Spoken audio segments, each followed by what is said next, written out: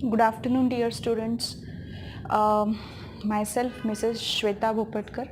I am going to teach you inorganic chemistry, one of the chapter from inorganic chemistry. अभी तक आपने जो भी चैप्टर्स पढ़े हैं वो मेरे ही कलीग है नितिन सर, उनसे पढ़े हैं.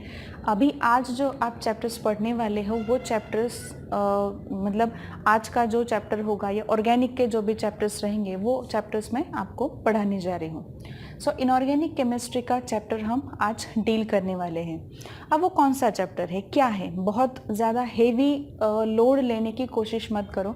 इनऑर्गेनिक में एक सुपर क्राइटेरिया आप याद रखो, जितना भी सब टॉपिक कवर होता है उतना सब टॉपिक आपको फिर से क्या करना है, पढ़ना है. जैसे ही आप वो सब टॉपिक पढ़ोगे, ठीक है, वैसे वैसे धीरे धीरे आपके समझ में आता जाएगा कि वहाँ पे एग्जैक्टली आपको क्या दिया गया है, क्या है वहाँ पे, क्या इंट्रोडक्टरी पार्ट में क्या क्या चीज़ें वहाँ पे मेंशन है. सो बेसिकली आज हम डील करने वाले हैं with the chapter elements of group 1 and group 2. Elements of group 1 and group 2 ये जो चैप्टर है बेसिकली ये जो भी चैप्टर है उसको एक शॉर्ट में हम एस ब्लॉक एलिमेंट्स करके बोल सकते हैं. Because you have already learned about modern periodic table in 10th standard as well and in 11th standard as well. 11th standard you have a lesson, 7th lesson of modern periodic table, which I think you have studied it very well. So modern periodic table का जो ये lesson है basically ये lesson आपको वहाँ पे इस particular lesson से रिलेट करने की आपको क्या करनी है, कोशिश करनी है. सो मॉडर्न पीरियोडिक टेबल में हमने क्या क्या देखा था, 7th वाला जो चैप्टर है आपका, या forget about 11th standard, 10th standard में जो मॉडर्न पीरियोडिक टेबल है उसके बारे में हमने क्या देखा है. हमने देखा है वहाँ पे कि मॉडर्न पीरियोडिक टेबल का कॉम्पोजिशन किस तरीके से है, कितने ग्रुप्स है, कितने पीरियड्स है. ठीक है, अब हमें यहाँ पे जो फोकस करना है वो ग्रुप पे फोकस करना है. हमने यहाँ तक भी देखा था कि मॉडर्न पीरियोडिक टेबल जो होता है वो वहाँ पे 4 ब्लॉक्स में क्या हो रहा है, डिवाइड हो रहा है. S block elements, P block elements, D block elements and F block elements. Out of which in today's lecture we are going to focus on S block elements. S block elements पे focus करना है. S block elements कहाँ होते हैं? S block elements are like हम बोल सकते हैं कि to the left of the modern periodic table, कि अगर modern periodic table आप सामने रखते हो तो लेफ्ट साइड में आप सामने रख रहे हो, आपके लेफ्ट साइड में वहाँ पे एक्सट्रीम लेफ्ट साइड पे आपको जो भी पर्टिकुलर ब्लॉक ऑफ एलिमेंट मिलेंगे वो रहेंगे वहाँ पे एस ब्लॉक एलिमेंट्स. सो ये जो एस ब्लॉक एलिमेंट्स है बेसिकली एस ब्लॉक एलिमेंट्स को आज हमें पढ़ना है. आपके टेक्स्ट बुक में उसे नेम किया गया है एलिमेंट्स ऑफ ग्रुप 1 एंड 2. अब एलिमेंट्स ऑफ ग्रुप 1 एंड 2 इस तरीके से क्यों नेम किया गया होगा, 1-2 मिनट में यहाँ पे आपको समझा रही हूँ. Group 1 and group 2 collectively they are in S block elements, मतलब ग्रुप 1 भी एस ब्लॉक में ही बिलोंग कर रहा है और ग्रुप 2 वाला जो है वो भी एस ब्लॉक में ही बिलोंग कर रहा है. सो यहाँ पे जो कन्फिग्रेशन है बेसिकली कन्फिग्रेशन से ये पता चलता है, जो लिखा है ना मैंने यहाँ पे जनरल कन्फिग्रेशन की मैं बात कर रही हूँ, NS1 है और यहाँ पे NS2 है. सो अगर हमने देखा तो वैलेंस शेल के जो इलेक्ट्रॉन्स है बेसिकली, तो वैलेंस शेल के इलेक्ट्रॉन एस सब शेल में या एस ऑर्बिटल में लोकेट कर रहे हैं. हेंस ग्रुप 1 एंड ग्रुप 2 वाले जो एलिमेंट्स है उनको क्या कहा गया है, वहाँ पे एस ब्लॉक एलिमेंट्स कहा गया है. ये बहुत ही सिंपल तरीका था.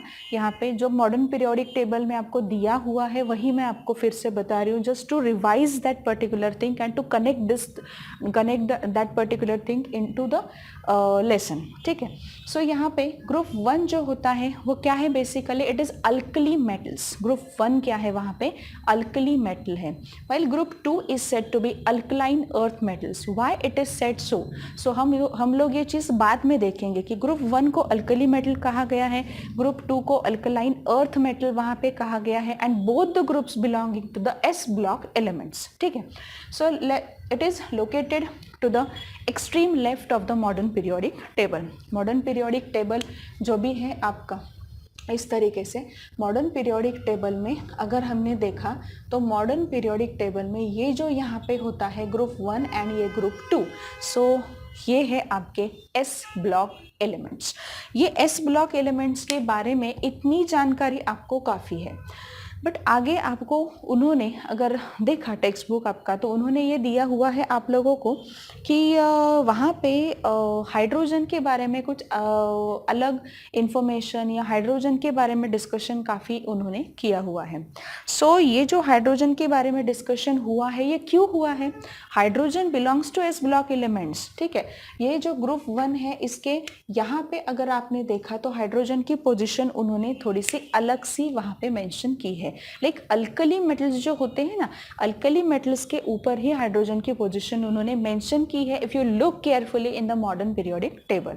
सो मॉडर्न पीरियोडिक टेबल में ये जो पोजीशन है, ये पोजीशन क्यों है, क्यों हम हाइड्रोजन को इस अलग तरीके से उसको ट्रीट कर रहे हैं, हाइड्रोजन में ऐसा अलग सा क्या है, या हाइड्रोजन में ऐसे कौन कौन से अलग से केमिकल प्रॉपर्टीज़ है, केमिकल प्रॉपर्टीज़ के साथ साथ कौन से ऐसे इलेक्ट्रॉनिक कॉन्फ़िगरेशन की वजह से वो ऐसे अलग से हम उसको क्या कर रहे हैं, ट्रीट कर रहे हैं। ये सारी चीज़ें हम क्या करने वाले हैं इस पर्टिकुलर लेसन में पढ़ने वाले हैं। और जो भी पॉइंट्स ऑफ कोर्स मैं यहाँ पे लिखूंगी वो पॉइंट्स के आपको क्या बनाने हैं, नोट्स बनाने हैं, ठीक है। अगर पॉइंट मैंने यहाँ पे नहीं लिखा, वो पॉइंट मैंने डिस्कस किया है आप लोगों के साथ, so you have to write down that particular point from the textbook in your notebook, ठीक है। सो नोटबुक में एक नोट्स जो है वो मतलब नोट्स को लिखने की आदत आप थोड़ी सी डालो। That will be helpful for you कि जब आप खुद प्रिपेयर करते हो, सेल्फ स्टडी करते हो, so it will help you to boost up your memory and it will help you to revise that particular topic in a nice way. So ये जो है ये elements of group 1 and group 2 के बारे में इतना इंट्रोडक्शन आई थिंक आपके लिए काफ़ी था। After all group 1 and group 2 जो होते हैं वो उनको आपने मॉडर्न पीरियोडिक टेबल वाले लेसन में भी देखा है। यहाँ पे सिर्फ आपको देखना नहीं है, यहाँ पे उसके बारे में डिटेलिंग आपको पढ़नी है। मैम आप बोलोगे डिटेलिंग क्या मतलब है? डिटेलिंग मतलब हम क्या पढ़ेंगे यहाँ पे? जैसे देखो मॉडर्न पीरियोडिक टेबल वाला लेसन है, आपने क्या किया है, आपने वहाँ पे ग्रुप और पीरियड्स में जो जनरल ट्रेंड्स होते हैं उनके बारे में डिस्कशन किया कि एटॉमिक साइज इंक्रीज हो रही है, पीरियड में डिक्रीज हो रही है, ये हो रहा है, वो हो रहा है, ionisation enthalpy increase, ionisation enthalpy decrease, ये सारे पॉइंट्स आपने जनरली डिस्कस किए थे if you are in a lesson of modern periodic table, ठीक है। बट यहाँ पे इस लेसन में आपको वो सारे ट्रेंड्स पढ़ने हैं, कुछ एक्सेप्शनल केसेस होंगे नहीं होंगे वो भी हमें पढ़ने हैं। सो ग्रुप 1 एंड ग्रुप 2 के बारे में हम सिर्फ इस लेसन में डिस्कस करने वाले हैं और उसमें जो एलिमेंट्स इन्वॉल्व है उसके बारे में हमारा डिस्कशन होगा।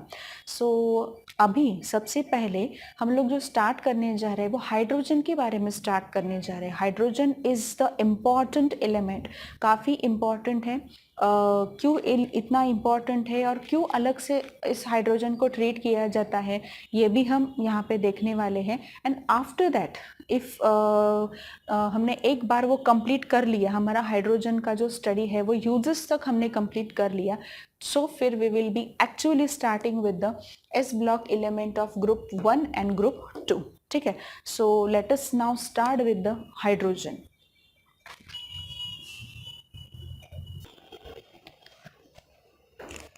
सी नाउ स्टूडेंट्स, यहाँ पे हाइड्रोजन के बारे में हम पहले डिस्कस करने जा रहे हैं।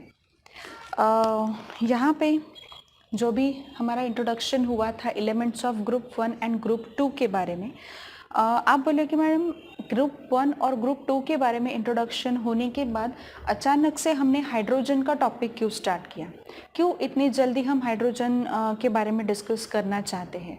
सो हाइड्रोजन जो है ना, वो सबसे पहले तो ये बात है कि हाइड्रोजन का एक अलग सा वहाँ पे पोजीशन है आपके मॉडर्न पीरियोडिक टेबल में, और वो जो पोजीशन है उसके बारे में डिस्कस करना और हाइड्रोजन एज अ थोड़ा सा डिफरेंट एलिमेंट है उसके बारे में डिस्कस करना सबसे इम्पॉर्टेंट होगा। और उसके बाद हम बात करेंगे एक्चुअल में ग्रुप 1 और group 2 like alkali and alkaline earth metals respectively उनकी, ठीक है। सो यहाँ पे हाइड्रोजन की हम पहले बात करते हैं कि हाइड्रोजन जो है क्या है। Hydrogen has a simplest atomic structure. अगर बाकी के एलिमेंट्स का एटॉमिक स्ट्रक्चर आप देखते हो और उसको कंपेयर करते हो आप हाइड्रोजन के एटॉमिक स्ट्रक्चर से, so hydrogen has a simplest atomic structure. अब क्या है हाइड्रोजन का अगर एटॉमिक स्ट्रक्चर हमने देखा, सो क्या होता है एग्जैक्टली, एक्स्ट्रा न्यूक्लियर इलेक्ट्रॉन यहाँ पे होता है और ये जो आपका न्यूक्लियस है, ठीक है, इस पर्टिकुलर न्यूक्लियस में एक प्रोटॉन यहाँ पे होता है, एक ही प्रोटॉन है, यहाँ पे न्यूट्रॉन अवेलेबल नहीं है। हाइड्रोजन की मैं बात कर रही हूँ, I am not talking about isotope of hydrogen, mind it clearly कि आइसोटोप्स के बारे में हमारी बातचीत अभी नहीं हो रही है। आइसोटोप्स के बारे में हम बात करने वाले हैं और उसके बारे में डिस्कशन करने वाले हैं, but right now I am talking about hydrogen only, ठीक है। सो हाइड्रोजन जो है वो हाइड्रोजन हैज़ वन न्यूक्लियस में एक ही पॉजिटिव चार्ज है, मतलब एक प्रोटॉन प्रेजेंट है और यहाँ पे एक एक्स्ट्रा न्यूक्लियर इलेक्ट्रॉन प्रेजेंट है वहाँ पे, ठीक है। सो ये एक सिंपलेस्ट एटॉमिक स्ट्रक्चर है। बाकी के एटम जो है उनका एटॉमिक स्ट्रक्चर अगर आप देखते हो तो उससे ज़्यादा सिंपल स्ट्रक्चर आपको मिलेगा हाइड्रोजन का। Hydrogen has a little tendency, it is very very important to note the point कि hydrogen has a little tendency to lose और to give up that electron. ये जो इलेक्ट्रॉन है इस इलेक्ट्रॉन को लूज करने की टेंडेंसी हाइड्रोजन की बहुत कम है, मतलब वो लूज नहीं करता इस तरीके से नहीं है, बट लूज करने की टेंडेंसी कम है। सो बॉन्डिंग में ये किस तरीके से पार्टिसिपेट करेगा, बॉन्डिंग में ज़्यादा से ज़्यादा अगर हम देखते हैं, so hydrogen will try to bond with the sharing of electron, मतलब ये जो इलेक्ट्रॉन है यहाँ पे, ये इलेक्ट्रॉन किसी दूसरे के साथ वो शेयर करके किस बॉन्ड का फॉर्मेशन ज़्यादा से ज़्यादा करेगा, कोवैलेंट बॉन्ड का फॉर्मेशन। डजंट मीन कि हाइड्रोजन आयनिक बॉन्ड नहीं बना सकता, मैंने ये नहीं कहा है कि आयनिक बॉन्ड हाइड्रोजन नहीं बनाएगा, आयनिक बॉन्ड हाइड्रोजन बना सकता है, बट आयनिक बॉन्ड का जो भी एक हम बोल सकते हैं कि टेंडेंसी जो है हाइड्रोजन की कि आयनिक बॉन्ड को बनाने की वो टेंडेंसी कम है, rather than forming covalent bond by sharing its one extra nuclear electron with the other element और other atom, ठीक है। सो ये जो कोवैलेंट बॉन्ड फॉर्मेशन है ये ज़्यादा से ज़्यादा आपको दिखाई देगा हाइड्रोजन के केस में, मतलब हाइड्रोजन अगर खुद से ही या हाइड्रोजन अगर दूसरे किसी एलिमेंट से भी अगर बॉन्ड प्रिपेयर करना चाहता है या बॉन्ड बनाना चाहता है, सो सबसे पहले वहाँ पे यही होगा कि वो कोवैलेंट बॉन्ड का फॉर्मेशन वहाँ पे कर रहा है। Next thing is diatomic form. Hydrogen just now we have discussed ना कि हाइड्रोजन जो होता है उसे डायहाइड्रोजन भी कहा जाता है। डायहाइड्रोजन क्यों कहा जाता है, ये उसका एक बेसिक रीज़न है। फ्री स्टेट में अगर आप देखो तो वो इसी तरीके से हमें मिलता है, H2 के फॉर्म में वहाँ पे आपको मिलेगा, गैशियस फॉर्म में वहाँ पे मिलेगा। सो ये जो है इसे हाइड्रोजन बोलते ही हैं हम लोग नॉर्मली, बट इसे डायहाइड्रोजन बोलना ज़्यादा इम्पॉर्टेंट होगा और ज़्यादा प्रिसाइज होगा, ठीक है, ज़्यादा एक्यूरेट होगा डायहाइड्रोजन बोलना। डायएटॉमिक फॉर्म में आपको वो मिलेगा, आपको पता है वो mono atomic form, diatomic form exactly क्या होते हैं। सो अगर ट्राई एटॉमिक फॉर्म मैंने कहा तो try atomic form for example O3, oxygen जो होता है आपका वो O3 वाला जो फॉर्म है वो ट्राई एटॉमिक फॉर्म है। सो यहाँ पे हाइड्रोजन एक एटम और दूसरा एक एटम ऐसे मिलके हाइड्रोजन H2 वहाँ पे प्रिपेयर कर रहे हैं। So it is called as a dihydrogen gas, gaseous form में वो वहाँ पे मिल रहा है। नेक्स्ट पॉइंट वही है, हम अकरेंस की बात करेंगे, अकरेंस कैसा है उसका, कैसे मिलता है वो हमें फ्री स्टेट में। यहाँ पे अगर हाइड्रोजन की हम बात करते हैं तो फ्री स्टेट में it exist as a dihydrogen gas. Hydrogen की अगर हम बात करेंगे, ऑकरेंस की बात करेंगे, वो कैसे मिलता है, कहाँ मिलता है, किस तरीके से, किस फॉर्म में आपको मिलता है, उसे कहा जाता है ऑकरेंस। तो ऑकरेंस जो है वो ऑकरेंस क्या है वहाँ पे, ऑकरेंस आपका जो डाईहाइड्रोजन गैस है वही हाइड्रोजन है आपका, ठीक है। मतलब हाइड्रोजन जो मिलता है वो हमें किस फॉर्म में मिलता है, डाई हाइड्रोजन गैस के फॉर्म में मिलता है। स्पेशली आपको ये चीज याद रखनी है कि वो गैसियस फॉर्म में आपको मिलता है इन अ फ्री स्टेट, ठीक है। नेक्स्ट ये जो पॉइंट्स मैंने लिखे हैं these are all important points कि if you see the universe, universe में लगभग 70% ऑफ द यूनिवर्स हम बोल सकते हैं बाय मास, टोटल मास की मैं बात कर रही हूँ, 70% of the total mass of universe is occupied by hydrogen, di hydrogen. मतलब आप यहाँ पे देख सकते हो कि अकरेंस में यूनिवर्स में वो कितने परसेंटेज में है वहाँ पे, ठीक है। उसके बाद देखो कि it is said to be important rather principal element of the solar system. ये काफ़ी इंपॉर्टेंट है, it is the principal element of the solar system. Solar system जो है उसमें एक प्रिंसिपल एलिमेंट, काफ़ी इंपॉर्टेंट एलिमेंट करके उसको काउंट किया जाता है। लाइक उसमें देखो हम बोल सकते हैं कि वहाँ पे न्यूक्लियर फिजन, न्यूक्लियर फ्यूजन ऐसे रिएक्शंस होते हैं। do not go into the detail because you are going to learn it in a physics. So nuclear fusion and nuclear fission reactions जो होते हैं so उस इसमें काफ़ी सारी हीट बाहर निकलती है, एनर्जी बाहर निकलती है। सो सोलर सिस्टम का एक इम्पॉर्टेंट पार्ट कौन है, हाइड्रोजन है। डाई हाइड्रोजन सोलर सिस्टम का एक प्रिंसिपल एलिमेंट करके काउंट किया जाता है। So next है, it is the 10th most abundant element. It is the 10th most abundant element by mass basis. मास का अगर आप वहाँ पे क्राइटेरिया रखते हो तो मास के बेसिस पे अगर बोला जाए तो abundant 10th most abundant element कौन है, हाइड्रोजन है। अब ऊपर के 9 कौन है उसे लेना देना अभी तो नहीं है, बाद में हम लोग वो पढ़ सकते, नहीं भी पढ़ा तो भी बहुत कोई वहाँ पे पहाड़ नहीं टूटने वाला, क्योंकि 1 to 9 जो मोस्ट अबंडेंट एलिमेंट्स है on the basis of mass, ठीक है, वो पढ़ना इतना इम्पॉर्टेंट नहीं है हम लोगों के लिए, बट तभी डिटेल ये हो जाएगा तब हम लोग वो देख भी सकते हैं। नेक्स्ट है third most abundant element on atom basis. Atom basis पे अगर आपने देखा तो it is the third most abundant element, ठीक है। सो अगर मास बेसिस पे कहा गया तो आप बोलोगे वो 10th मोस्ट अबंडेंट एलिमेंट है डाई हाइड्रोजन। अगर एटम बेसिस पे कहा गया, बेसिकली हाइड्रोजन अगर एटम बेसिस पे हम देखते हैं तो it is the third most abundant element, ठीक है। सो ये पॉइंट्स हमने यहाँ पे डिस्कस किए हैं ऑन अर्थ। बेसिकली ये दोनों भी हम बात जो हम कर रहे हैं वो यूनिवर्स की बात नहीं हो रही, on the surface of earth उसकी वो बात हो रही है। अब यहाँ तक हम लोग तो आ चुके हैं।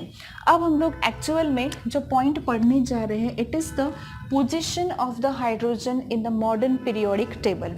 Position of hydrogen, position of hydrogen, position of hydrogen in modern periodic table. Modern periodic table, modern periodic table में यहाँ पे पोजीशन क्या है, हाइड्रोजन की पोजीशन क्या है, ये एक हमेशा से कन्फ्लिक्ट रहा है और आज भी कन्फ्लिक्ट है, वही हम पढ़ने वाले, बाकी कुछ नहीं, ठीक है। सो मॉडर्न पीरियोडिक टेबल की अगर हम बात करते हैं तो हम तो ये बोल सकते हैं कि पोजीशन के बारे में अगर एक लाइन में बोलना है तो हाइड्रोजन की पोजीशन ग्रुप 1 में है, इस तरीके से भी बोल सकते हैं, ठीक है। बट अगर यहाँ पे बहुत प्रिसाइजली बोलना होगा तो एस ब्लॉक एलिमेंट है to the extreme left of the modern periodic table, इतना हम बोल सकते हैं। बट अगर डिटेलिंग करना है हमें, अगर इस पर शॉर्ट नोट आ जाए तो हम किस तरीके से लिखेंगे, कौन कौन से पॉइंट्स वहाँ पे इन्वॉल्व रहेंगे। यहाँ पे मैं कुछ आंसर लिख के नहीं देने वाली आपको, but you have to like remember the points which I am going to write over here, ठीक है। सो ये पॉइंट्स तो आपको बहुत अच्छे से देखने पड़ेंगे बिकॉज वो पॉइंट्स ज़्यादा इंपॉर्टेंट है और उसी को लेके आपको शॉर्ट नोट को तैयार करना पड़ेगा। सो आदत डाल लो, थोड़ी थोड़ी आदत वहाँ पे डालो नोट्स निकालने की, पॉइंट्स निकालने की, सो it will be more helpful for you for the studies, ठीक है। सो यहाँ पे पोजीशन की हम बात करते हैं कि position of hydrogen in the modern periodic table. Modern periodic table में अगर हम देखें तो हाइड्रोजन की पोजीशन को डिस्कस करना ये एक काफ़ी बड़ा सब्जेक्ट हो सकता है डिस्कशन का। बिकॉज अगर हम देखें तो यहाँ पे हम ग्रुप 1 की बात करते हैं। चलो यहाँ पे थोड़ा और डिस्कशन काफ़ी अच्छे से कर लेते हैं। ग्रुप 1 की अगर बात हम करते हैं या ग्रुप आपका 17 है उसकी अगर हम बात करते हैं, आप बोलो कि मैम आप यहाँ से ग्रुप 1 ग्रुप 2 से डायरेक्टली कहाँ चले गए ग्रुप 17 में? It is there, we have a relation and we have to discuss that particular relation of group 1 and group 17 with the position of hydrogen in the periodic table. So let us start कि group 1 का अगर configuration, general configuration हमने देखा, so it is going to be NS1. Just now we have discussed it before कि जो introductory part में मैंने आपको बताया था वही यहाँ पे बता रही हूँ। और अगर group 17 वाला जो अगर आप वहाँ पे देखते हो कि ग्रुप 17 जो है, ग्रुप 17 का इलेक्ट्रॉनिक कॉन्फ़िगरेशन क्या होगा? यहाँ पे NS2 है और NP5 है। NS2 NP5 ये ग्रुप 17 का होगा, ठीक है।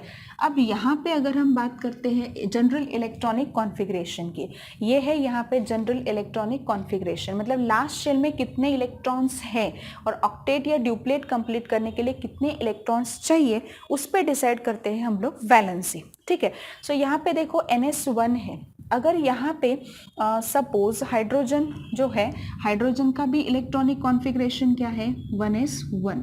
हाइड्रोजन का भी इलेक्ट्रॉनिक कॉन्फ़िगरेशन है 1s1। मतलब हाइड्रोजन ने अगर एक इलेक्ट्रॉन जो है वो अगर एक्सेप्ट किया, हाइड्रोजन ने अगर एक इलेक्ट्रॉन 1 इलेक्ट्रॉन अगर उसने एक्सेप्ट किया, सो ये जो कॉन्फ़िगरेशन है it is going to be 1s2। अब ये 1s2 ये कॉन्फ़िगरेशन किसका है? ये कॉन्फ़िगरेशन है हीलियम का, which is one of the inert gas. ये कॉन्फ़िगरेशन है यहाँ पे हीलियम का, which is one of the inert gas. And then only हमें ये चीज़ पता है कि जो भी पर्टिकुलर एटम्स होते हैं वो एटम्स जो होते हैं वो आयंस क्यों बनाते हैं, या एटम्स जो होते हैं वो एटम्स गेन ऑफ इलेक्ट्रॉन या लॉस ऑफ इलेक्ट्रॉन क्यों करते हैं? टू मेक देम स्टेबल करने के लिए वो वहाँ पे करते हैं, ठीक है। सो अगर उसके पास एक इलेक्ट्रॉन है बट उसके पास एक इलेक्ट्रॉन और अगर आ जाए तो वो उसके नियरेस्ट वाले इनर्ट गैस का कॉन्फ़िगरेशन क्या करेगा? अचीव करेगा, विच इज़ 1s2। और ये कॉन्फ़िगरेशन किसका है? हीलियम का है, और helium is a inert gas, ठीक है। सो ये ऐसे करके हाइड्रोजन क्या कर सकता है? हाइड्रोजन वहाँ पे खुद को स्टेबल बना सकता है। नेक्स्ट यहाँ पे है कि NP5, मतलब ये अगर आप देखते हो N और N, ये जो शेल्स की मैं बात कर रही हूँ, ये अगर आप देखते हो इलेक्ट्रॉन देखो 2 और 5, मतलब 7 इलेक्ट्रॉन्स है।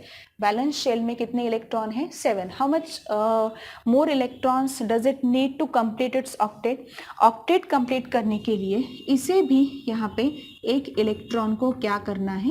एक्सेप्ट करना है। एक इलेक्ट्रॉन को क्या करना है? एक्सेप्ट करना है। सो यहाँ पे कॉन्फ़िगरेशन क्या बनेगा फिर? यहाँ पे कॉन्फ़िगरेशन NS2 NP6 ये कॉन्फ़िगरेशन बनेगा, ठीक है। और NS2 NP6 again this is the configuration. ये कॉन्फ़िगरेशन किस चीज़ का है? ये है यहाँ पे नियॉन का configuration, and which is again inert gas, which is again inert gas. मतलब यहाँ पे हम ये डिस्कस करने जा रहे हैं कि हाइड्रोजन को एग्जैक्टली आप अल्कली मेटल के पोजीशन पे या अल्कली मेटल वाले ग्रुप में डालोगे, या हाइड्रोजन को आप ग्रुप 17 मतलब हेलोजन वाले ग्रुप में डालोगे, it is going to be a subject of discussion right now, ठीक है। अभी भी till now, you can say, don't say right now, till now it is the subject of discussion. Because यहाँ पे अभी अगर आपने बात की तो हाइड्रोजन को एक इलेक्ट्रॉन की ज़रूरत है to complete the duplet basically, और यहाँ पे भी जो ग्रुप 17 वाले एलिमेंट्स होते हैं उनको भी एक ही इलेक्ट्रॉन चाहिए होता है टू कंप्लीट ड्यूप्लेट और यू कैन से ऑक्टेट, ठीक है। सो एक्चुअल में ये पर्टिकुलर सिनारियो है हमारे पास कि हाइड्रोजन जो है वो हाइड्रोजन इस तरीके से हैंग हुआ है इनके बीच में।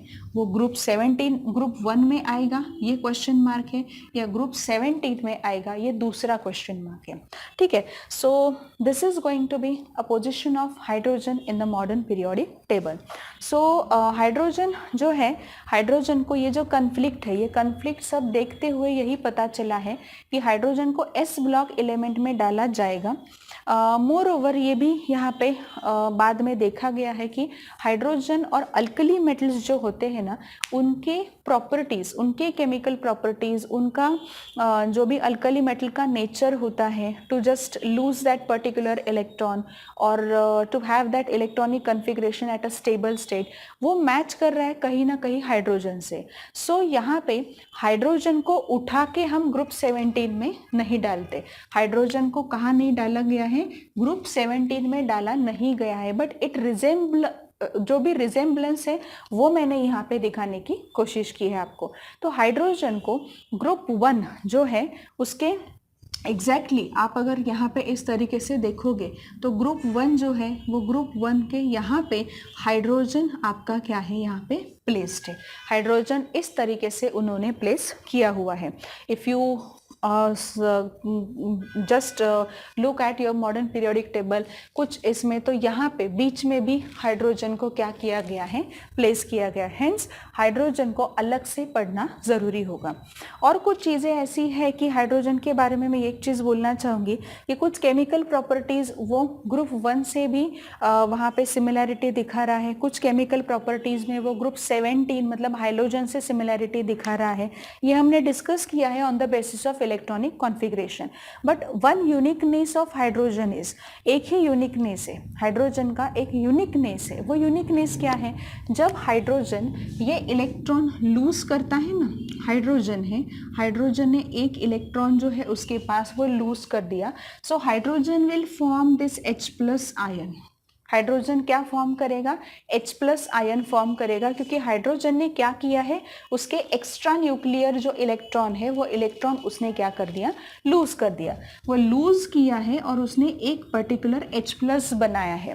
बट ये जो H+ है ना, ये कभी ऐसे स्टेट में, H+ के स्टेट में, फ्री स्टेट में कभी नहीं रहता. वो क्या कर देता है, कोई भी दूसरे मॉलिक्यूल के साथ, यहाँ पे H2 होगा तो ये H3O+ यहाँ पे बनाएगा, NH3 होगा तो वो NH4+ वहाँ पे बनाएगा. इस तरीके से ये H+ जो है डज नॉट एग्जिस्ट फ्रीली वो कभी भी एग्जिस्ट नहीं करता. वो कभी भी फ्रीली एग्जिस्ट नहीं करता. जो H+ है वो H+ क्या है, ये अगर चला गया, ठीक है, H+ मतलब कोई दूसरा तीसरा कुछ नहीं है. It is a kind of proton you can से. वो सिर्फ वहाँ पे क्या है, प्रोटॉन की तरह उसको ट्रीट करना है. ठीक है. सो ये कभी भी ऐसे फ्री स्टेट में आपको नहीं मिलेगा, एग्जिस्ट नहीं करेगा. It will always combine with the molecule and it will always form another kind of ion. ठीक है. सो इस तरीके से हम हाइड्रोजन के बारे में डिस्कस कर रहे हैं. रादर हम ये बोल सकते हैं कि जनवरी 2017 में हार्वर्ड यूनिवर्सिटी जो है USA, तो वहाँ पे एक मेटास्टेबल डाइहाइड्रोजन जो है वो वहाँ पे बनाया गया है. मेटास्टेबल डाइहाइड्रोजन जो है उसके वो वहाँ पे प्रिपेयर किया गया है कि मेटास्टेबल हाइड्रोजन वहाँ पे एग्जैक्टली क्या होता है. ठीक है. सो उसके बारे में डिस्कस करना इतना ज़रूरी नहीं है, बट जस्ट आप याद रखो. और उससे पहले भी थोड़ा एक चीज़ का ध्यान रखना होगा आपको कि हाइड्रोजन के बारे में आप लोगों ने डिस्कशन किया है नहीं किया, I don't know about it. But hydrogen जो है वो हाइड्रोजन सबसे पहले जो डिस्कवर्ड हुआ था वो कौन थे? हेनरी कैवेंडिश करके एक वहाँ पे साइंटिस्ट थे कि जिन्होंने हाइड्रोजन को डिस्कवर्ड किया था. याद रखो, हेनरी कैवेंडिश जो है, हाइड्रोजन की बात हो रही है, so you will have to remember this particular name, Henry Cavendish. Henry Cavendish जो है उसके ये क्या है, पहली डिस्कवरी इन्होंने की थी. कैसे की, क्या की है, इतना डिटेलिंग में जाने की ज़रूरत नहीं, because we are in 11th standard, we are not at a PhD level. So Henry Cavendish जो है ये नाम याद रखो, related to the discovery of hydrogen. So basically हमने टॉपिक्स कवर्ड किए हैं. कौन कौन से टॉपिक्स है? इंट्रोडक्टरी पार्ट जो है ग्रुप 1 एंड ग्रुप 2 का मैंने वो कवर अप किया है. Group 1 and group 2 elements, they are said to be S block elements. Why they are said to be S block block elements outer electronic configuration जो है वो वहाँ पे NS1 एंड NS2 करके रिप्रेजेंट हो रहा है, मतलब जो भी आउटर इलेक्ट्रॉन्स है वो कहाँ बिलोंग कर रहे हैं, एस सब शेल में वहाँ पे बिलोंग कर रहे हैं। सो इसलिए उनको कहा गया है एस ब्लॉक एलिमेंट्स। देन उसके बाद हमने डिस्कशन किया है कि elements of group 1 and group 2 where they are located exactly, they are located at the extreme left of the modern periodic table, ठीक है, under the name of S block elements. Next हमने hydrogen का point start किया था, important topic हमने discuss किया हुआ है बिकॉज हाइड्रोजन को एक अलग से प्लेस मिली है मॉडर्न पीरियोडिक टेबल में। सो वो जो प्लेस मिली है उसके बारे में हमारा डिस्कशन अब हो रहा है। अकरेंस जो है वो मैंने डिस्कस कर लिया। यूनिवर्स में टोटल मास में 70% मास आपके हाइड्रोजन का वहाँ पे होता है and it is considered as a 10th most abundant and 3rd most abundant element on the earth surface by mass basis and by atom basis respectively, ठीक है। सो ये कंप्लीट हुआ and then we will be with the discussion of position of hydrogen in the modern periodic table. That discussion we just have completed that discussion, and then now in next topic we will be dealing with the isotopes of hydrogen.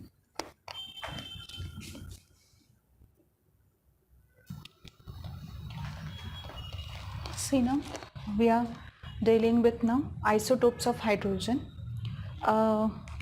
A short note can be asked on this topic. I know it is very simple topic, but most of the students, they get confused when we talk about proton and neutron in the isotope of hydrogen. So let us focus on structure, let us focus on जो भी abundance है उस पे focus करो, and which is the stable isotope, which is the you can से unstable नहीं बोल सकते बट रेडियो एक्टिव है एक आइसोटोप, तो उसके बारे में हम डिस्कशन करेंगे। So but isotopes, basically isotopes are atoms of the same elements. When we say atoms of the same element, they have a same atomic number, they have a same atomic number, they have a different atomic mass number, they have a different atomic mass number. So isotope के बारे में तो discussion करना इतना important नहीं हमारे लिए, because right from 8th standard you are studying about isotopes, ठीक है। आइसोटोप ऑफ हाइड्रोजन हम यहाँ पे पढ़ रहे हैं, but isotope of any element, ठीक है, आपने पढ़ा है। ऐसा कुछ नहीं कि आइसोटोप ये जो वर्ड है ये आप लोगों के लिए बिल्कुल नया है, ऐसा बिल्कुल भी नहीं है। सो यहाँ पे isotopes of hydrogen we have three isotopes of hydrogen were there. One is hydrogen, next one is deuterium, and third one is tritium भी बोल सकते हो और tritium भी बोल सकते हो. Pronunciation is up to you, but just write down the spelling very carefully. That's it. So hydrogen, deuterium and tritium. So कितने परसेंटेज में वो वहाँ पे मिलते हैं वो भी दिया हुआ है। 99.98% हाइड्रोजन वहाँ पे इसी स्टेट में है। ड्यूटेरियम 0.015% में है, काफ़ी वैसे कम है। और ट्रेटियम मतलब थर्ड आइसोटोप ऑफ हाइड्रोजन की अगर हम बात करते हैं, so it is going to be in a trace amount, बहुत ही कम है, बहुत कम है। ट्रेस मतलब क्या है, बहुत कम अमाउंट में वो वहाँ पे मिलता है।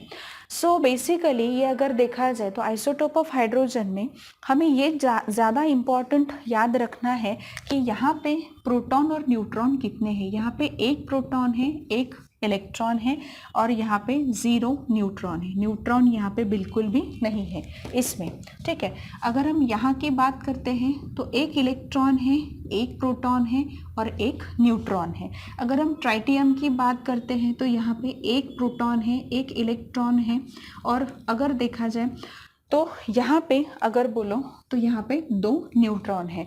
सो बेसिकली ये चीज़ याद रखो, यही फॉर्मेट को दिया हुआ है आपके टेक्स्ट बुक में एक पर्टिकुलर टेबल फॉर्मेट में।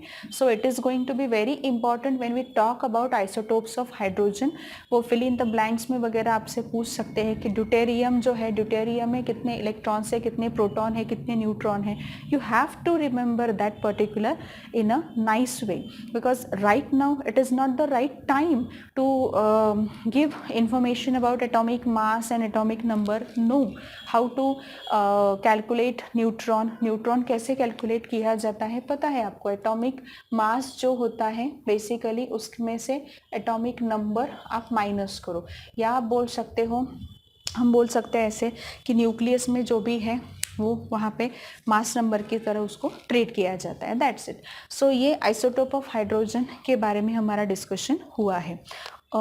उसमें भी जस्ट मिनट,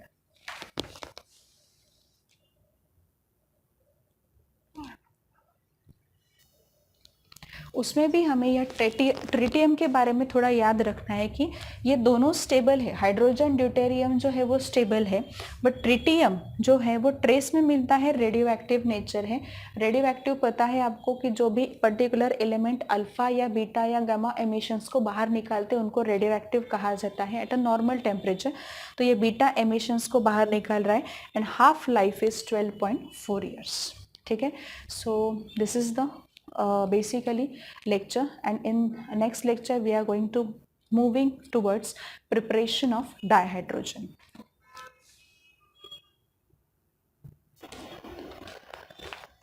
अब यहाँ पे प्रिपरेशन ऑफ डाइहाइड्रोजन के बारे में हम डिस्कस कर रहे हैं। प्रिपरेशन मेथड्स में आपको फोकस करना है बेसिकली दो प्रिपरेशन मेथड्स पे। First one, it is nothing but laboratory method. Laboratory method क्या है, कैसे अल्कली मेटल्स जो है या मेटल जो है बेसिकली उनका यूज़ करके हम डाइहाइड्रोजन गैस जो है वो प्रिपेयर करते हैं। लेबोरेटरी मेथड है, it is only laboratory method, और you can say small scale method है। यहाँ पे आपको फोकस ज़्यादा करना होगा industrial method of preparation of dihydrogen. Industrial method जब हम बोलते हैं तो industrial method itself gives us idea about how much we are preparing that particular substance. Industrial method ये है, इसका मतलब ये है कि कमर्शियल बेसिस पे या इंडस्ट्रियली लार्ज स्केल पे हम डाइहाइड्रोजन कैसे प्रिपेयर कर सकते हैं। सो फर्स्ट है by electrolysis of pure water. ये तो आपने बहुत पहले भी पढ़ा होगा, प्योर वाटर का जो इलेक्ट्रोलिसिस है वो करके कैसे हम डाइहाइड्रोजन प्रिपेयर करते हैं। And next one we have a carbon, from carbon और फ्रॉम हाइड्रोकार्बन, इससे हम क्या प्रिपेयर करने वाले हैं, हाइड्रोजन, डाइहाइड्रोजन जो है वो प्रिपेयर करेंगे।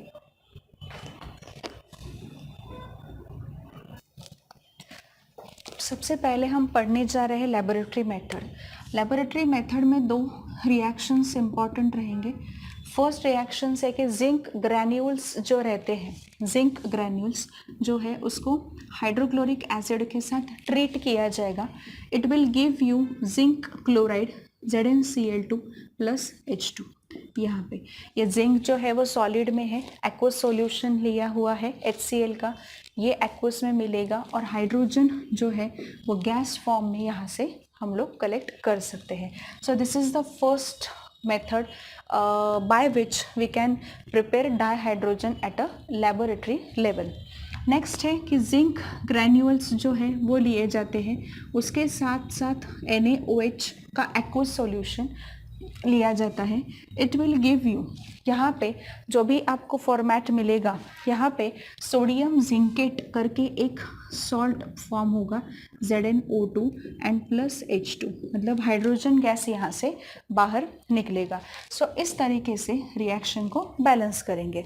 सो दोनों भी रिएक्शन में देखो हाइड्रोजन जो है वो हाइड्रोजन बाहर निकल रहा है, and this is nothing but the laboratory method of preparation of dihydrogen.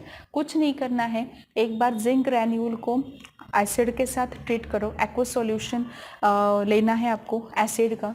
एक बार जिंक ग्रैन्यूल्स जो है उनको ट्रीट करो सोडियम हाइड्रोक्साइड मतलब बेस के साथ, then you will going to get a preparation of dihydrogen gas at a laboratory level. Now we have to focus on very important points like preparation of dihydrogen, industrial preparation of dihydrogen. कैसे हम industrial preparation करते हैं ये चीज़ हमें क्या करनी है, पढ़नी है। बहुत इंपॉर्टेंट पॉइंट्स यहाँ पे कवर अप होने वाले हैं।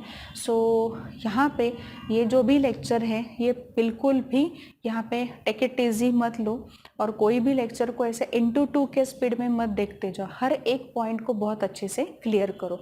ये पॉइंट क्लियर हुआ होगा कि प्रिपरेशन ऑफ डाइहाइड्रोजन में फर्स्ट हमने पढ़ा है लेबोरेटरी लेबोरेटरी मेथड के बारे में।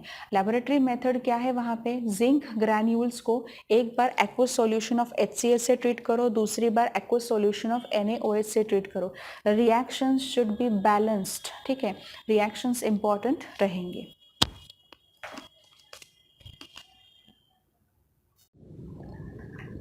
चलो स्टूडेंट्स, सो वही टॉपिक हम कंटिन्यू करने जा रहे हैं। Industrial method of preparation of dihydrogen को हम यहाँ पे कंटिन्यू करेंगे।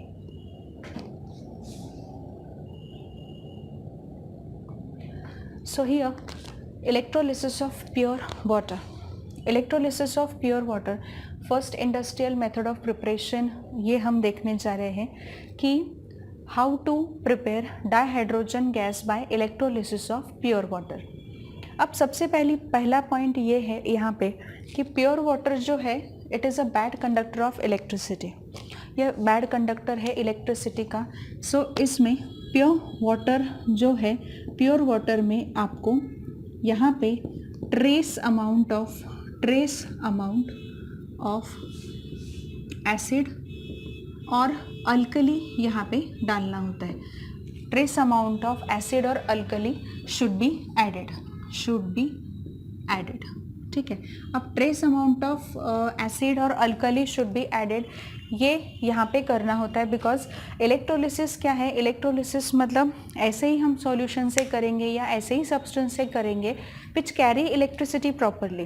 बट अगर प्योर वाटर वहाँ पे बैड कंडक्टर है इलेक्ट्रिसिटी का, सो इलेक्ट्रोलिसिस उसका कैसे होगा और कैसे डाइहाइड्रोजन गैस का प्रिपरेशन होगा। So to make that particular bad conductor and turn it into a good conductor of electricity, we just have to add trace amount of acid or alkali into the water, ठीक है। Pure water का electrolysis हो नहीं सकता है, ये बोलने के लिए है और ये लिखने के लिए या ये टाइटल देने के लिए ठीक है कि by electrolysis of pure water, but actual case में pure water is a bad conductor of electricity, so how can pure water give you dihydrogen gas, ठीक है, by electrolytic method। Electrolytic method से वो हो ही नहीं सकता, ठीक है। बेसिकली यहाँ पे आपको एक चीज़ और पता होनी चाहिए कि इलेक्ट्रोलिसिस की प्रोसेस क्या होती है, कैथोड क्या होता है, एनोड क्या होता है, ये सारी चीज़ें आपको पता होनी चाहिए। ये सारी चीज़ें आपको पता होगी, अगर नहीं होगी तो यहाँ पे मैं आपको ये चीज़ बता रही हूँ। इलेक्ट्रोलिसिस में हम लोग एक पर्टिकुलर वेसल सा लिया जाता है, टब सा लिया जाता है, पर्टिकुलर ग्लास टब सा वहाँ पे लिया जाता है। ये जो होता है इसे इलेक्ट्रोलाइटिक सेल कहा जाता है, इलेक्ट्रोलाइटिक सेल कहा जाता है। यहाँ पे जो सॉल्यूशन का हमें इलेक्ट्रोलिसिस करना है वो यहाँ पे हम डालते हैं, which is called as electrolyte. उसे क्या कहा जाता है, इलेक्ट्रोलाइट कहा जाता है। यहाँ पे हमने वो डाल दिया। सो यहाँ पे दो रॉड्स यहाँ पे इंसर्ट किए जाते हैं। एक रॉड होता है जो बैटरी के पॉजिटिव टर्मिनल को कनेक्ट करता है, दूसरा रॉड होता है जो बैटरी के निगेटिव टर्मिनल को कनेक्ट करता है। सो ये जो रॉड है पॉजिटिव को कनेक्ट कर रहा है वो एनोड है, और ये जो है ये निगेटिव को कनेक्ट कर रहा है वो क्या है, वहाँ पे कैथोड है, ठीक है। सो इस तरीके से अगर देखा जाए तो ये setup for the electrolysis process हम बोल सकते हैं। ये पूरा सेटअप है कि इलेक्ट्रोलिसिस प्रोसेस का सेटअप होता है। अब ये जो रॉड्स है बेसिकली, ये रॉड्स को कहा जाता है इलेक्ट्रोड्स करके। ये इलेक्ट्रोड में भी ग्रेफाइट के हो सकते हैं, निकेल के हो सकते हैं, या कोई इनर्ट मेटल होता है उसके भी वहाँ पे चूज़ किए जाते हैं based on the electrolyte you have chosen. जो इलेक्ट्रोलाइट आपने लिया है या जिस पर्टिकुलर सब्सटेंस का आप इलेक्ट्रोलिसिस करना चाहते हो वो पर्टिकुलर सब्सटेंस पे डिपेंड होता है कि वहाँ पे कौन से इलेक्ट्रोड्स वहाँ पे लेने हैं। ये प्रैक्टिकली कुछ चीज़ें मैं आपको यहाँ पे समझा रही हूँ, एक्चुअल में टेक्स्ट बुक में दिया नहीं है, बट जस्ट टू नो कि कुछ स्टूडेंट्स यहाँ पे ऐसे भी हो सकते हैं कि by electrolysis of pure water, ma'am ये क्या है, इलेक्ट्रोलिसिस के बारे में हमने पढ़ा नहीं है या पढ़ा भी होगा तो हम भूल चुके हैं। So just can you recall that particular process of electrolysis. Electrolysis ये होता है बेसिकली, इलेक्ट्रो मतलब क्या है, इलेक्ट्रिसिटी, इलेक्ट्रोलिसिस मतलब क्या होता है, टू ब्रेक डाउन समथिंग, ठीक है, मतलब इलेक्ट्रिसिटी को लेके या इलेक्ट्रिसिटी का यूज करके हम किसी ना किसी सब्सटेंस को ब्रेक डाउन कर रहे हैं, किसी ना किसी सब्सटेंस को तोड़ रहे हैं इनटू इट्स कॉन्स्टिट्यूएंट एलिमेंट्स, ठीक है। सो इसे कहा जाता है इलेक्ट्रोलिसिस। अब वाटर क्या है, वाटर मतलब क्या है, H2 को अगर आपको तोड़ना है तो आप कैसे तोड़ोगे, इलेक्ट्रिसिटी पास करके। उसमें भी मैंने ये कहा कि वाटर अगर प्योर वाटर है, बिल्कुल प्योर वाटर है वहाँ पे किसी भी दूसरे सब्सटेंस का उसमें नामो निशान तक नहीं है, तो वो जो प्योर वाटर होता है ना, उसमें इलेक्ट्रिसिटी पास नहीं हो सकती और वो टूट के हाइड्रोजन और ऑक्सीजन आपको नहीं दे सकता। So to have that particular electrolysis process in a safer and nice way, speed भी अच्छा होना चाहिए, तो यहाँ पे प्योर वाटर में क्या डाला जाता है, we are adding trace amounts of any acid और any alkali to make that particular pure water good conductor of electricity, and thereby we will start the electrolysis of that water, ठीक है। So water का electrolysis अगर होगा तो यहाँ पे एक उन्होंने एग्जाम्पल सा दिया हुआ है कि अगर आप एक्वस सॉल्यूशन भी लेते हो किसी एसिड का, एक्वस सॉल्यूशन मतलब क्या है, उसमें वाटर का कंटेंट ज़्यादा होगा, डाइल्यूट एक्वस सॉल्यूशन आपको लेना है एसिड का, चाहे आप HCl लो, चाहे आप H2SO4 low, doesn't matter, but यहाँ पे कोई भी एसिड अगर आप लेते हो तो वो एसिड आपको क्या देगा, वहाँ पे H+ ही देने वाला है। H+ मतलब क्या है, प्लस मतलब क्या है, इसके पास इलेक्ट्रॉन की कमी है, ठीक है, इसके पास इलेक्ट्रॉन की कमी है। सपोज उन्होंने ये कहा है कि उन्होंने H2SO4 लिया है वहाँ पे, तो H2SO4 भी ब्रेक डाउन होगा वहाँ पे 2H+ and SO4 2-, in ions में वो ब्रेक डाउन होगा। तो आप बोलोगे मैम यहाँ से डाईहाइड्रोजन हमें कहाँ मिला है, हमें तो H+ मिल रहा है ना, डाईहाइड्रोजन हमें कहाँ मिल रहा है, यहाँ पे ये जो है 2H+, 2 इलेक्ट्रॉन को वो एक्सेप्ट करेगा। आप बोलोगे ये इलेक्ट्रॉन्स कहाँ से आएंगे, इलेक्ट्रॉन कहाँ से आएंगे, इलेक्ट्रॉन जो है वो सॉल्यूशन में ही यहाँ पे जिनके पास, जिन आयन के पास ज़्यादा इलेक्ट्रॉन रहेंगे वहाँ से ये H+ क्या करेगा, इलेक्ट्रॉन को एक्सेप्ट करेगा and it will give you H2। यहाँ पे H2 का प्रिपरेशन आपको मिलेगा, रादर 2H2 का प्रिपरेशन आपको मिलेगा। अगर HCl हुआ तो HCl, ठीक है, H+Cl-। अब ये H+ क्या करेगा, इलेक्ट्रॉन लेगा, हाइड्रोजन बनाएगा। ऐसे बहुत से H+ यहाँ पे होने वाले हैं, वो बहुत से इलेक्ट्रॉन को एक्सेप्ट करेंगे और हाइड्रोजन, तो हाइड्रोजन अकेला तो रह नहीं सकता। हमें ये चीज़ पता है कि हाइड्रोजन जो है वो दूसरे हाइड्रोजन के साथ गैप बनाएगा, बॉन्ड बनाएगा and it will exist as a dihydrogen gas. तो अल्टीमेटली आपको किस चीज़ का प्रिपरेशन मिलता है, डाईहाइड्रोजन गैस का प्रिपरेशन मिलता है। सो ये जो यहाँ पे है उन्होंने दिया हुआ है कि सल्फ्यूरिक एसिड का अगर आप सॉल्यूशन यहाँ पे एक्वस सॉल्यूशन लेते हो, एक्वस डाइल्यूट सॉल्यूशन अगर आप लेते हो, सो you will gate 2 volumes of hydrogen, 2 volumes of hydrogen and you will get 1 volume of oxygen. We do not bother about oxygen right now, but you will get 2 volumes of hydrogen. कैसे और किस तरीके से यहाँ पे उन्होंने mention किया है इलेक्ट्रोलिसिस वाटर का।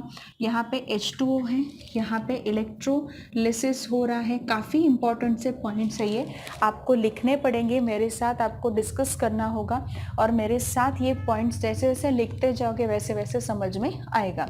सो ये इलेक्ट्रोलिसिस है। इलेक्ट्रोलिसिस होने के लिए हमने क्या किया है, ट्रेस ऑफ एसिड और अल्कली आपने डाला है, ठीक है। ये यहाँ पे सपोज यहाँ पे प्योर वाटर है, मैंने ट्रेस ऑफ अल्कली या ट्रेस ऑफ एसिड डाल दिया है। यहाँ पे क्या होगा, वाटर ब्रेक डाउन होगा H2 में, हाइड्रोजन में और ऑक्सीजन में, मतलब कॉन्स्टिट्यूएंट एलिमेंट में वो ब्रेक डाउन हुआ। To balance this particular thing you have to write here 2, ठीक है। सो यहाँ पे 2 वॉल्यूम्स आपको मिल रहे हैं हाइड्रोजन के और 1 वॉल्यूम आपको मिल रहा है ऑक्सीजन का। And this is the best method, you can से electrolysis is the best industrial method of preparation of dihydrogen। उसके साथ साथ डाईऑक्सीजन भी यहाँ पे प्रिपेयर होता है, but right now we have to focus only on preparation of hydrogen, ठीक है। Don't worry about that preparation of preparation of oxygen, just focus on preparation of dihydrogen। so ये प्रिपरेशन हो चुका है। अब ऐसा ही हम ये बोल सकते हैं कि यहाँ पे अगर हमने और भी कोई सॉल्यूशन लिया, जैसे आपके टेक्स्ट बुक में और एग्जाम्पल उन्होंने दिया है कि और भी प्योर डाइहाइड्रोजन, और भी प्योर जैसे नियर अप्रॉक्सीमेटली 99.5% अगर प्योर डाइहाइड्रोजन आपको चाहिए, 99.5% अगर प्योर डाइहाइड्रोजन वहाँ पे चाहिए, सो आपको एक solution barium hydroxide BaOH twice का एक्वस सॉल्यूशन यहाँ पे लेना होगा। एक्वस सॉल्यूशन यहाँ पे आपको लेना है, उसका इलेक्ट्रोलिसिस आपको करना होगा। रॉड्स कौन से यूज करने वाले हो? ग्रेफाइट रॉड यूज करोगे यहाँ पे? नहीं, यहाँ पे निकेल रॉड्स, मतलब निकेल के इलेक्ट्रोड्स आप क्या करोगे यहाँ पे यूज करोगे। सो this is one of the nice way of preparation of dihydrogen. So nickel electrodes जो है वो यहाँ पे हम यूज़ करने वाले। अब आप बोलोगे यहाँ पे मैम कि बेरियम हाइड्रोक्साइड जो है BaOH ट्वाइस की हम बात कर रहे हैं, उसका अगर आपने हाइड्रोलिसिस किया, मतलब इस पर्टिकुलर सब्सटेंस को ब्रेक किया, तो कैसे आपको मिलेगा डाइहाइड्रोजन? यहाँ पे देखो, यहाँ पे बेरियम हाइड्रोक्साइड है, BaOH ट्वाइस है, ठीक है। यहाँ पे वो कैसे टूटेगा? Ba2 प्लस 2OH माइनस, इस तरीके से वो टूटने वाला है। अब ये OH माइनस है, ये ऐसे ही दूसरे के साथ ट्रीट होगा। सपोज मैंने एक लिया, उसमें से OH माइनस है, ठीक है, ये दूसरे के साथ यहाँ पे ट्रीट हुआ, तो ये क्या बना सकता है? यहाँ पे आगे आपको फॉर्मेशन मिलेगा H2O का एंड ऑक्सीजन का, नेसेंट ऑक्सीजन का। सो वो जो H2O वहाँ पे होगा वो क्या होगा? टूट जाएगा, and then you will get preparation of the dihydrogen at the last part. So ये इम्पॉर्टेंट था, इतना इम्पॉर्टेंट था, इतना आगे लिखने की या कैसे हो रहा है, कैसे इलेक्ट्रोलिसिस हो रहा है वो दिखाने की ज़रूरत नहीं है, but just to have information कि अगर आपको प्योर डाइहाइड्रोजन चाहिए 99.5% या उससे भी थोड़ा ज़्यादा प्योर डाइहाइड्रोजन अगर चाहिए, सो बेरियम हाइड्रोक्साइड का सॉल्यूशन आपको लेना पड़ेगा। बेरियम हाइड्रोक्साइड जो है उसका सॉल्यूशन लेके आपको निकेल रॉड्स जो है वो वहाँ पे रखने हैं, और देन इलेक्ट्रोलिसिस की प्रोसेस वहाँ पे स्टार्ट करनी है। बेसिकली ये आपको पता होना चाहिए कि इलेक्ट्रोलिसिस में क्या क्या होता है। इलेक्ट्रोलिसिस में जहाँ पे हम सॉल्यूशन डालते हैं वो एक वहाँ पे वेसल सा होता है, उसको कहा जाता है इलेक्ट्रोलाइटिक सेल करके। जो सॉल्यूशन आप डाल रहे हो, it should B an electrolyte, वो इलेक्ट्रोलाइट होना चाहिए, मतलब वो इलेक्ट्रिसिटी को कंडक्ट करने वाला सॉल्यूशन होना चाहिए। उसमें 2 रॉड्स आपको इमर्स करने हैं। वो जो रॉड्स है उसमें से एक होगा anode which is connected to positive terminal of the battery, and one जो दूसरा होगा it is the cathode connected to negative terminal of the battery. So इस तरीके का सेटअप यहाँ पे होगा। उसमें हम क्या करेंगे, इलेक्ट्रिसिटी जब उसमें से पास करेंगे तो क्या होने वाला है, जो भी सब्सटेंस आपने लिया है, सपोज आपने वाटर लिया है, प्योर वाटर, और उसमें एक 2-3 ड्रॉप्स या 2-3 ड्रॉप्स एसिड के या 2-3 ड्रॉप्स अल्कली के आपने डाल दिए हैं। सो ये वाटर जो है, ये वाटर बेसिकली टूट जाएगा, लिसिस to break down, ठीक है, electrode with the help of electricity we are breaking the particular molecule into its constituent elements, ठीक है। सो इस तरीके से वो ब्रेक डाउन हुआ और हमें डाइहाइड्रोजन गैस मिला। सो ये जो है ये पूरा यहाँ पे ड्रॉ करने का या इलेक्ट्रोलिसिस क्या है ये बताने का एक ही यहाँ पे एम था कि you should at least understand what is going on in the electrolysis process. Electrolysis process सिर्फ और सिर्फ प्योर वाटर की होती है ऐसा बिल्कुल नहीं है। इलेक्ट्रोलिसिस हम एक्वस सॉल्यूशन ऑफ एसिड का भी कर सकते हैं, एक्वस सॉल्यूशन ऑफ अल्कलीज है उसका भी कर सकते हैं। हम यहाँ पे ये भी देख रहे हैं कि जब हम निकेल के इलेक्ट्रोड्स यूज़ करते हैं, मतलब ये जो 2 रॉड्स होते हैं उनको इलेक्ट्रोड्स कहा जाता है, निकेल के इलेक्ट्रोड्स हम यूज़ कर रहे हैं बेरियम हाइड्रोक्साइड का इलेक्ट्रोलिसिस करने के लिए। सो बेरियम हाइड्रोक्साइड का जब इलेक्ट्रोलिसिस होता है then approximately you will get 99.5% of dihydrogen gas, pure dihydrogen gas. So this is the first but very important method of industrial preparation of dihydrogen. So dihydrogen की industrial preparation यहाँ पे first method electrolysis की method हमने यहाँ पे complete की.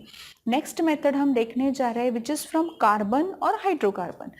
अब पहली बात तो मैं आपको ये बता रही हूँ कि carbon you will easily accept that कि कार्बन हमें चीज़ पता है. हाइड्रोकार्बन में आपने 10th स्टैंडर्ड में हाइड्रोकार्बन्स के बारे में पढ़ा है. Organic compound which necessarily consist of hydrogen and carbon, they are said to be hydrocarbons. So hydrocarbons कौन कौन से हैं आपके दिमाग में? वही है कि methane, ethane, propane, butane, alkane series, ठीक है, अल्काइंस, अल्कोहल्स, ये सारी चीज़ें हम बोल सकते हैं कि they are said to be hydrocarbons. So basically alkane, alkene and alkynes पे फोकस करेंगे. उसमें भी अल्केन में जो मीथेन है उससे प्रिपरेशन हम लोग करने की कोशिश करेंगे. So next method of industrial preparation of dihydrogen is from carbon and और you can say di hydrocarbons. ठीक है, हाइड्रोकार्बन्स या कार्बन्स जो होते हैं उससे कैसे हम हाइड्रोजन गैस प्रिपेयर करते हैं वो हम यहाँ पे देखने जा रहे हैं.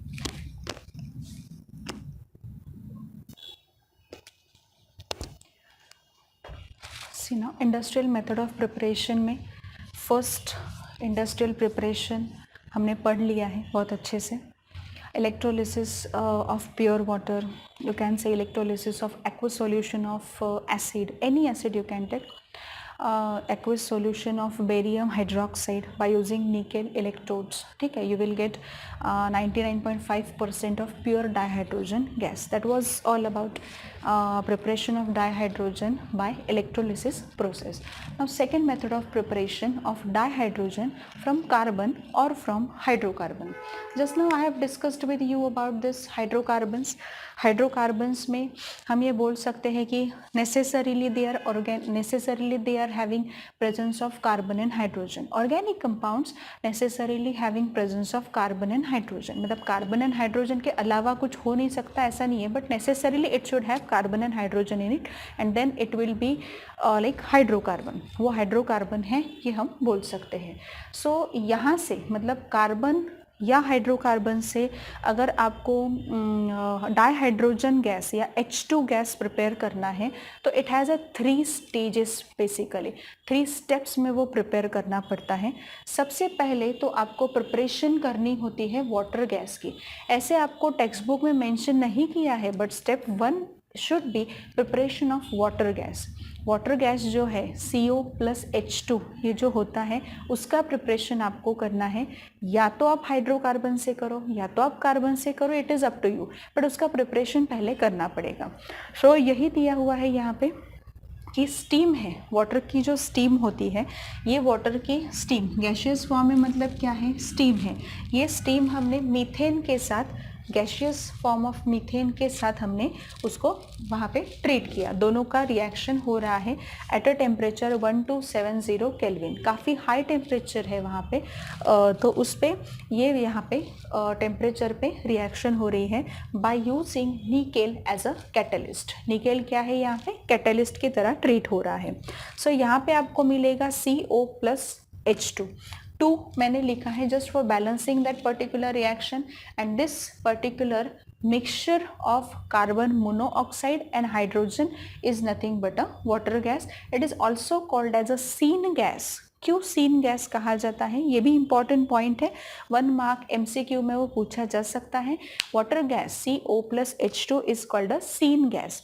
अब सीन गैस इसे क्यों कहा जाता है, सीन मतलब सिंथेसिस में यूज हो रहा है, किसके, मेथेनॉल है और अदर ऑर्गेनिक कंपाउंड्स हैं, उनके सिंथेसिस में ये जो सीन गैस है, वाटर गैस है, ये हमेशा यूज होता है. सो इसलिए इसे सीन गैस भी कहा जाता है. अब ये एक पहला हुआ हाइड्रोकार्बन का स्टीम से रिएक्शन. अब हम बोलेंगे कि कार्बन जो है, कार्बन का कोई भी सोर्स आप ले सकते हो, कोल ले सकते हो. In place of coal you can use scrap wood. Scrap wood जो होता है वो भी आप वहाँ पे यूज़ कर सकते हो.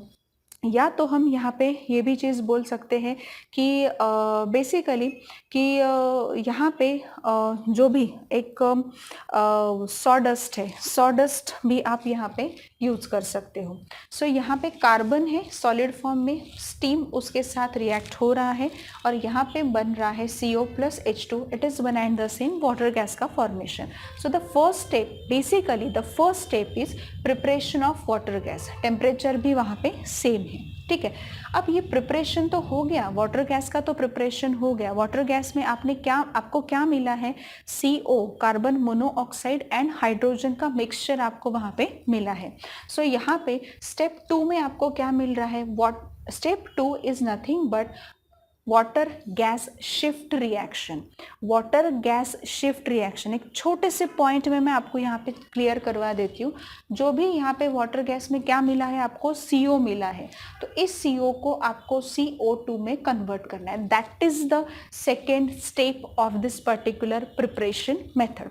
सेकेंड स्टेप में क्या हुआ है, सेकेंड स्टेप में आप क्या करने वाले हो, वाटर गैस में जो आपने CO कार्बन मोनोऑक्साइड का प्रिपरेशन किया है ना, वो कार्बन मोनोऑक्साइड को आपको सिर्फ चेंज करना होगा कार्बन डाइऑक्साइड में, that's it. So it is nothing but water gas shift reaction. Water gas को आप शिफ्ट कर रहे हो, वाटर गैस नहीं रहा अभी, water gas shift reaction.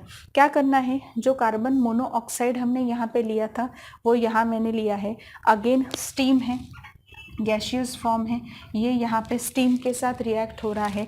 Temperature यहाँ पे 673 केल्विन है, ठीक है। अब यहाँ पे आयन क्रोमेट यूज़ कर रहे हैं एज अ कैटलिस्ट करके, हम क्या यूज़ कर रहे हैं, आयन क्रोमेट जो है वो कैटलिस्ट यूज़ होगा। अब यहाँ पे रिएक्शन होगी, CO2 मिलेगा which is already in a gaseous form, again hydrogen, di hydrogen यहाँ पे मिलेगा, ठीक है। अब यहाँ पे भी CO2 मिल रहा है, यहाँ पे डाई हाइड्रोजन उसी के साथ मिल रहा है। तो डाई हाइड्रोजन तो मिल रहा है ना, बट उसके साथ साथ ये CO2 है, ये हमें नहीं चाहिए। We do not want this CO2 to be with the dihydrogen, so it should be the third step. Third step में क्या करना है आपको क्या चाहिए, आपको डाइहाइड्रोजन का प्रिपरेशन चाहिए। So you want to remove this carbon dioxide gas, ठीक है। So to remove the carbon dioxide, this is the third step in the preparation of the dihydrogen. So removal of carbon dioxide by scrubbing with the sodium arsenite solution. Sodium arsenite का solution लेना है, उससे carbon dioxide को scrub करना है। मतलब अगर आप सोडियम arsenite का solution लेते हो तो कार्बन डाइऑक्साइड जो है वो वहाँ से निकल जाता है। स्क्रबिंग मतलब ऐसा लिटरली ऐसे जब हम वहाँ पे बर्तन वगैरह मांजते हैं या बर्तन धोते हैं वो वाला स्क्रबिंग नहीं है। सोडियम आर्सेनाइड के सॉल्यूशन से कार्बन डाइऑक्साइड जो है वो वहाँ से क्या होगा, निकल जाएगा and you will only get the dihydrogen gas which is your expected product, जो आपका क्या है वहाँ पे एक्सपेक्टेड प्रोडक्ट है। So students, this is the industrial method of preparation of dihydrogen. You can say second method of preparation of dihydrogen from hydrocarbon और you can say from carbon. अगर आपको कहा गया कि हाइड्रोकार्बन से करो तो आप मीथेन लोगे, पहली रिएक्शन ये होगी। अगर आपको कहा गया वहाँ पे कि आप स्क्रैप वुड से करो या वहाँ पे सॉडस्ट है उससे करो या कोल से करो, तो आप कौन सी रिएक्शन लिखोगे, ये वाली रिएक्शन आप वहाँ पे फर्स्ट स्टेप में लिखोगे। आप बाकी स्टेप सेकेंड स्टेप थर्ड ये तो कॉमन ही रहेगा।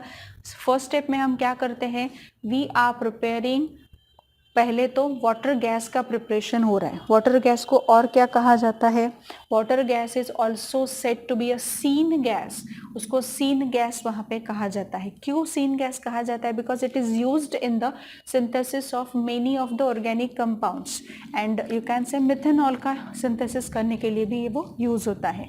सो जो वाटर गैस में आपने यहाँ पे CO प्रिपेयर करके रखा है, CO को CO2 में कन्वर्ट करना है। That is the second step and which is very important, which is the water gas shift reaction. So water gas shift reaction में हम क्या करते हैं, कार्बन मोनोऑक्साइड जो है उसको वो स्टीम के साथ आप ट्रीट कर रहे हो and then you will get CO2 and H2। आप बोले कि मैडम यहाँ पे डाइहाइड्रोजन का प्रिपरेशन हो रहा है तो हम ऐसा इधर से क्यों डाइहाइड्रोजन नहीं खींच के ले सकते? क्वांटिटी मैटर करती है, कितने क्वांटिटी में या कितने परसेंटेज में वो आपको मिलेगा। आप अगर यहाँ से CO निकालोगे तो आपको इस पर्टिकुलर स्टेप में जो डाइहाइड्रोजन मिलेगा वो ज़्यादा परसेंटेज में मिलेगा। एंड इन केमिस्ट्री हर एक पार्ट में आप ये याद रखो कि जब प्रिपरेशन मेथड्स आते हैं तो वो it should be profitable preparation methods होने चाहिए। जब तक एक्सपेक्टेड परसेंटेज में वो नहीं मिलता तब तक वो प्रॉफिटेबल नहीं कहा जा सकता। So students, these are the preparation methods of you can say dihydrogen gas के प्रिपरेशन मेथड्स हमने देख लिए। Now we will be moving towards physical properties of dihydrogen gas. अब डाइहाइड्रोजन गैस के फिजिकल प्रॉपर्टीज बहुत ही सिंपल है, उसको यहाँ पे लिखने की ज़रूरत नहीं है। डाइहाइड्रोजन गैस कलरलेस है, ओडरलेस है, टेस्टलेस है, it Burns with a pale blue flame होती है उसकी, मतलब बर्न जब होता है तो। उसके बाद ये है कि नॉन पोलर है, इनसोल्यूबल इन वाटर, ये इंपॉर्टेंट है, non polar, insoluble in water, and सबसे important it is lighter than air से वो क्या है वहाँ पे लाइटर है। So these are the preparation methods and these are the physical properties of dihydrogen gas के फिजिकल प्रॉपर्टीज हमने यहाँ पे कवर अप कर लिए हैं। प्रिपरेशन मेथड्स भी काफ़ी सक्सेसफुली हमारे कवर अप हो चुके हैं। उसमें इलेक्ट्रोलिसिस क्या है यहाँ तक से मैंने आपको बताया है, because some of the students they do not get the idea of electrolysis until and unless I am going to tell that to that particular extent कि what is electrolysis and what are the procedures we are following in the electrolysis process। ये important था इसलिए electrolysis भी बताया। It is not the part of this particular textbook that electrolysis क्या है ये मुझे आपको बताना नहीं चाहिए था, but वो मैंने बता दिया है for the best understanding of the process का best understanding हो इसके लिए वो चीज़ मैंने आपको बता दी। Now यहाँ तक तो काफ़ी अच्छे से आपका कवर अप हो चुका है। अब यहाँ पे page number 110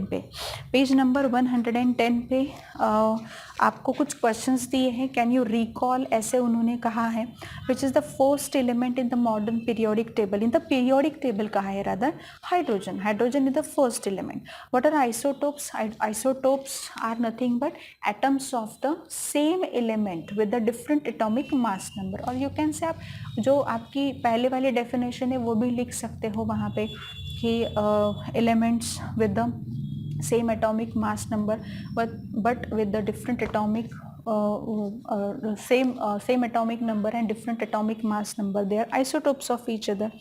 Write the formula of compounds of hydrogen formed with sodium and chlorine। ये मैं आपको यहाँ पे बताने जा रही हूँ कि उन्होंने एक क्वेश्चन पूछा है, ये काफ़ी इंपॉर्टेंट सा क्वेश्चन है कि उन्होंने ये कहा है कि हाइड्रोजन जो है वो हाइड्रोजन सोडियम के साथ और क्लोरीन के साथ कैसे कंपाउंड्स बनाता है। हाइड्रोजन जो है वो इसके साथ NaH सोडियम हाइड्राइड यहाँ पे बनाएगा, ये सोडियम हाइड्राइड का फॉर्मेशन होगा। एंड क्लोरीन के साथ obviously HCl hydrochloric hydrogen chloride वहाँ पे प्रिपेयर होगा। डायरेक्टली हाइड्रोक्लोरिक एसिड नहीं बोल सकते, हाइड्रोजन क्लोराइड वहाँ पे प्रिपेयर होगा। अब यहाँ पे देखो ये सोडियम +1 स्टेट में है तो हाइड्रोजन -1 में है, यहाँ पे ये +1 में है तो ये आपका क्लोरीन -1 में है। ये चीज़ें पता होनी चाहिए। सोडियम मेटल है तो इट शोज़ द इलेक्ट्रोपॉजिटिविटी, ठीक है। सो ये +1 चार्ज यहाँ पे बिलोंग करेगा। अब क्लोरीन क्या है, हैलोजन है, हैलोजन के ऊपर हमेशा से वहाँ पे -1 चार्ज वहाँ पे होता है। सो दोनों तरफ देखो, हाइड्रोजन को देखो, हाइड्रोजन जो है वो कौन से ऑक्सीडेशन स्टेट्स लेके बैठा है, एक में -1 है और एक में +1 है। इसलिए तो प्रॉब्लम होती है ना कि हाइड्रोजन की एग्जैक्टली पोजीशन क्या है मॉडर्न पीरियोडिक टेबल में, ये ढूंढने के लिए हमें क्यों प्रॉब्लम होती है। दिस इज़ द रीज़न कि अल्कली मेटल के साथ जब वो रिएक्ट होता है, अल्कली मेटल के साथ जब वो रिएक्ट होकर हाइड्राइड्स का फॉर्मेशन करता है तो उसकी ऑक्सीडेशन स्टेट जो होती है वो वहाँ पे माइनस में जाती है। अगर वो वहाँ पे हैलोजन्स के साथ वहाँ पे रिएक्शन करता है तो उसकी जो भी एक चार्ज है या ऑक्सीडेशन स्टेट है वो प्लस में जाती है। सो इसलिए there is a big discussion over position of hydrogen in the modern periodic table, and that we have sorted it very well I think, because modern periodic table में बीच में ही आपको उन्होंने हाइड्रोजन दिया हुआ है। सो वो जो हाइड्रोजन की पोजीशन है, it is the confirmed position of the hydrogen in the modern periodic table, and why the position occurs, these are some reasons, ये reasons हैं। तो इस वजह से हम बोल सकते हैं कि पोजीशन हाइड्रोजन की हमें कुछ अलग से दिखाई देती है। सो ये पॉइंट्स जो है ये काफ़ी हमने डिस्कस कर लिए हैं। मतलब यहाँ तक ये तो भी पता चला है कि अगर वो अल्कली मेटल्स के साथ रिएक्ट हो रहा है तो वो वहाँ पे मेटल हाइड्राइड्स बनाता है, हाइड्राइड्स वहाँ पे बनाता है, और अगर वहाँ पे हेलोजन्स के साथ रिएक्ट हो रहा है तो हाइड्रोजन हलाइड्स वहाँ पे प्रिपेयर होते हैं। मतलब वही क्लोरीन के साथ रिएक्ट हो तो HCl प्रिपेयर होगा, ब्रोमीन के साथ है तो HBr, HI, in this way. ठीक है, सो ये काफ़ी इंपॉर्टेंट से पॉइंट्स हमने डिस्कस कर लिए। काफ़ी पॉइंट यहाँ पे डिस्कस हो चुके हैं। आपका अब काम शुरू होता है कि आपको क्या करना है, आपको रीडिंग करनी है, आपको नोट्स जो है वो प्रिपेयर करने हैं। जो भी पॉइंट्स आपको समझ में नहीं आ रहे वो पॉइंट्स को लिख के वहाँ पे रखना है या डाउट्स पूछने हैं। These are some important points that you should do in a time में वो करते जाओ, सो दैट बहुत अच्छे से प्रिपरेशन हो पाएगा आपके इनऑर्गेनिक के स्टडीज़ का भी। ठीक है, होपफुली जितना मैंने पढ़ाया है उतना आपको समझ में आएगा और अच्छे से समझ में आएगा। नहीं आया हो तो आप वहाँ पे क्वेश्चंस पूछ सकते हो, डाउट्स भी वहाँ पे आपके रिजॉल्व हो सकते हैं।